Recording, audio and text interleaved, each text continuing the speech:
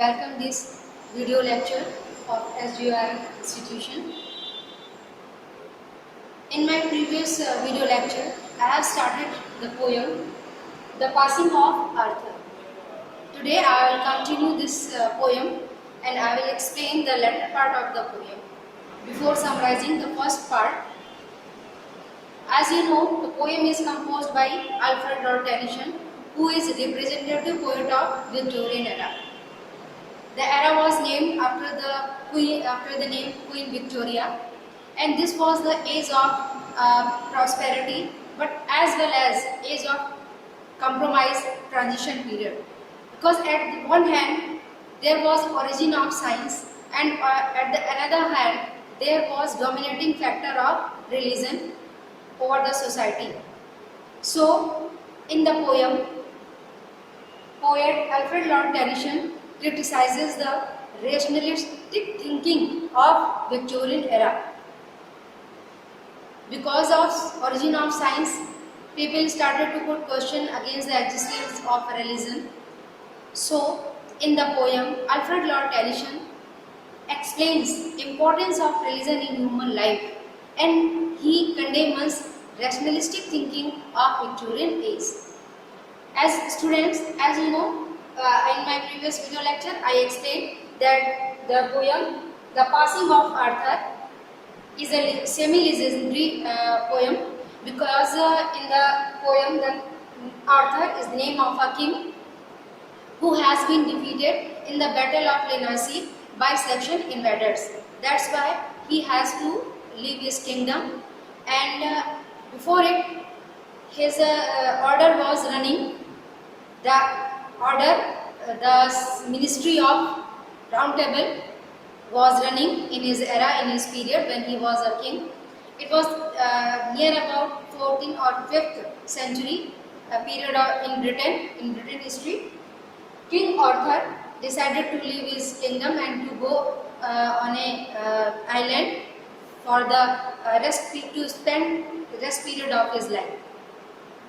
Unfortunately, in the cabinet ministry of the Round Table, only one knight, you can say minister, only one knight was left in the battle. His name was Bedivere. King was leaving his kingdom, but Bedivere has to stay. He was full of sorrow. He was full of grief and renunciation. So he asks a question to his king. Ah, my lord Arthur, whither shall I go? As you know, your poem, The Passing of Arthur, is an extract of a long poem by the author. So, before beginning your poem, the last line was, Ah, my lord Arthur, whither shall I go? This is the question that is asked by Bedivere to his king Arthur.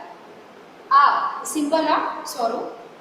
It expresses that being disappointed, full of sorrow, he asked question to his lord, King Arthur, where shall I go? And means to say that you are going to pass his rest life on a Avalon island. But as far as I myself is concerned, what will be the mission of my life? Where I have to go? Yeah? Whither shall I go? Where I have to go for my rest life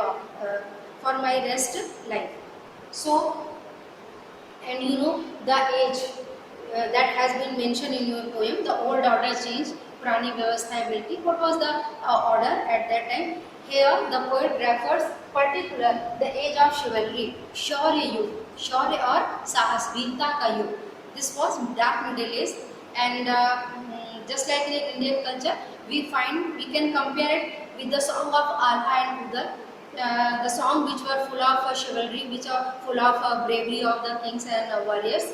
In the same way, this was the age of the chivalry, where poet has sung the song of bravery of the king.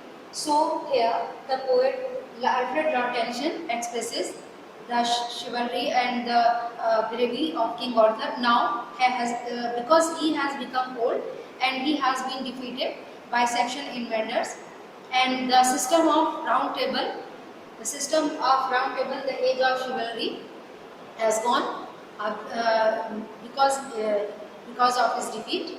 So consoling, as the minister Bedivere asked the question, for the consolation of his minister Bedivere, for the consolation of his knight Bedivere, the king explains and the importance of religion in the poem, and says, as changes law of nature, so he should not be worried at the defeat of the round table, and he should welcome the new system, the new order, because it is law of nature. And whenever any order, rules and regulations prevails too long time in a society, it becomes corrupted, it becomes full of shortcomings, then it becomes necessary to change the old order and to establish a new order, new norms and new system and regulations, etc. So Bedivere should not worry for the change of the order, but he should pray for the soul of the king, because they will not be going to meet in future. And as far as Bedivere's life is concerned, King Arthur suggests him that he should pray, he should pass his rest life in prayer of God. So, in the rest period part of the poem, the poet is going to explain importance of religion, importance of God, and he consoles king. What he says? He says that pray for my soul. You have to pray for my soul. तुमको अपनी आत्मा के लिए प्रार्थना मेरी आत्मा के लिए प्रार्थना करनी होगी, क्योंकि मैं दोबारा तुम्हारे जीवन में नहीं मिलूंगा. अब आपकी पोएम का जो इम्पोर्टेंट पार्ट है, that is started. More things are wrought by prayer. Wrought means done. What? He explains importance of prayer, importance of God, importance of religion, and says more things are wrought by prayer. दुनिया में, इस सृष्टि में, इस universe में बहुत सारे ऐसे काम हैं जो ईश्वर की प्रार्थना के द्वारा संपूर्ण होते हैं, किए जाते हैं. Then this word dream of, इस कल्पनामय दुनिया में, ये जो दुनिया है, संसार है, वो रियलिटी नहीं है. That is he compares the world with a dream. ये एक दिन छूट जानी है, ये एक स्वप्न है, खत्म हो जाना है. जो रह जाना है वह है ईश्वर की प्रार्थना, ईश्वर का प्रेम और धर्म से संबंधित, धर्म के द्वारा डोमिनेटेड जीवन. Therefore, इसीलिए let thy voice rise like a fountain.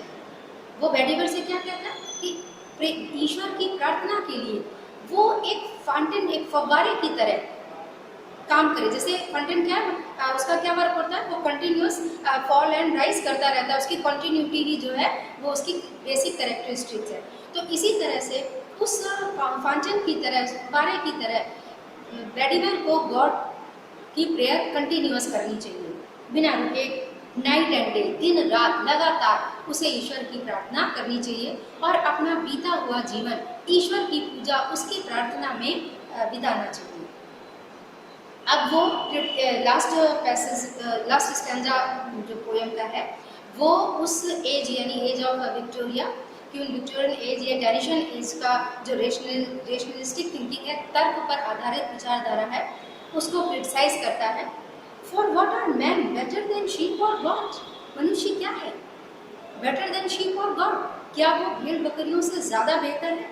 That nourish a blind life. कौन व्यक्ति जो पोषित करते हैं, जीते हैं एक ब्लाइंड लाइफ, अंधा जीवन. अंधा जीवन means not ability of seeing. यहाँ पर देखने की क्षमता की बात नहीं हो रही. यहाँ पर बात हो रही है जो ईश्वर की आस्था में विश्वास न कर सके, वो एक अंधा जीवन जीता है, क्योंकि उसे देखकर भी दुनिया में ईश्वर की आस्था, ईश्वर का वर्चस्व दिखाई नहीं देता है. So he says, for what are man better than sheep और गॉड? ऐसे व्यक्ति का जीवन, ऐसे मनुष्य का जीवन भेड़ और बकरियों से बेहतर नहीं होता, जो nourish a blind life with in the brain. मस्तिष्क ज्ञानवान, विवेकवान होने के बावजूद भी एक ब्लाइंड लाइफ फॉलो करते हैं. इफ नोइंग गॉड, ईश्वर को जानकर, ईश्वर के अस्तित्व को स्वीकार करने के, महसूस करने के बाद भी they lift not hands of prayer. वो ईश्वर की प्रार्थना के लिए हाथ नहीं उठाते, ईश्वर से प्रेयर नहीं करते. Both for themselves and those who call them friend. दोनों ही. कौन दोनों? ऐसे व्यक्ति जो ईश्वर की प्रार्थना नहीं करते और ईश्वर के अस्तित्व पर प्रश्न चिन्ह लगाते हैं, और ऐसे लोग जो ब्लाइंडली उनको फॉलो करते हैं, बिना अपना विवेक यूज़ किए, बिना अपना तर्क यूज़ किए वो उनको ब्लाइंडली फॉलो करते हैं कि वो सही कह रहे हैं। हु कॉल देम फ्रेंड, मतलब जो ईश्वर के अस्तित्व पर प्रश्न चिन्ह लगाते हैं और जो उनके फॉलोअर, उनके फ्रेंड हैं, ऐसे व्यक्ति का जीवन भेड़ बकरियों से ज़्यादा बेहतर नहीं होता। क्यों?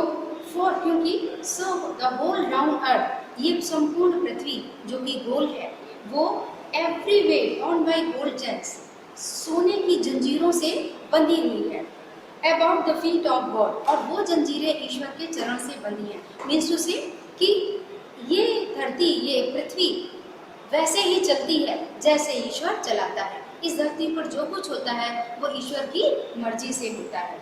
इसलिए जो ईश्वर के अस्तित्व को पहचानने के बावजूद भी, ईश्वर की महत्ता को पहचानने के बावजूद भी उसके प्रेयर नहीं करते और उसके अस्तित्व पर प्रश्न चिन्ह लगाते हैं, ऐसे लोगों को वो क्रिटिसाइज करता है, उनका जीवन भेड़ बकरियों से बेहतर नहीं होता। और फाइनली वो एक्सेप्ट करता है कि इस धरती पर जो कुछ होता है वो ईश्वर की मर्जी से होता है। इसलिए हमें ईश्वर के अस्तित्व पर प्रश्न चिन्ह न लगाकर बल्कि उसकी आस्था में विश्वास करना चाहिए। तो इस तरह से ये जो पोयम है वो आपका ईश्वर के प्रति अटूट विश्वास को एक्सप्रेस करती है, व्यक्त करती है। And you should know that this was the era when there was origin of science. Many principles related with science were coming into existence, and people were going to be believed somewhere in science. That's why they were putting question against the existence of God, and they used their rationalistic thinking, and this is the reason this thinking was criticized by Alfred Lord Tennyson. More things are wrought by prayer than this God dream of, wherefore let thy voice rise like a fountain for me night and day. In these lines, the poet explains the importance of prayer of God, and he says that the word is like a dream. Then what is the reality? That is everlasting. That is only prayer of God. That is only prayer of God. So, without putting question against the existence of God, we should pray God continuously, like a fountain. Day and night means continuously. We should pray and we should believe in the existence of God. Now, in the last stanza of the poem, the poet criticizes, he condemns the rationalistic thinking of his era, and says that the person who put question, who believes in scientific theories, and they put question against the existence of God, so their life is like a sheep and God. Their life is like sheep and gods, because they are human beings. God has given him power of thinking. They know very well what is reality in this life, what are universal truth of life. Even they put question against existence of God. Finally, the poet expresses his unshakable faith in existence of God, and he says that whatever happens on this earth happens according to will of God. So we should believe in God, we should pray in God, because prayer does miracles. Whatever happens on the earth happens according to will of God. So without using our logic, without using our rationalistic thinking, we should believe in God. So in this way, in the poem, Alfred Lord Tennyson expresses that religion is the dominating factor of the universe, and we should believe in God. And as well as he expresses the literary tendency and thinking, and whatever thinking were prevailing related with the science and related with the God at that time, in that era.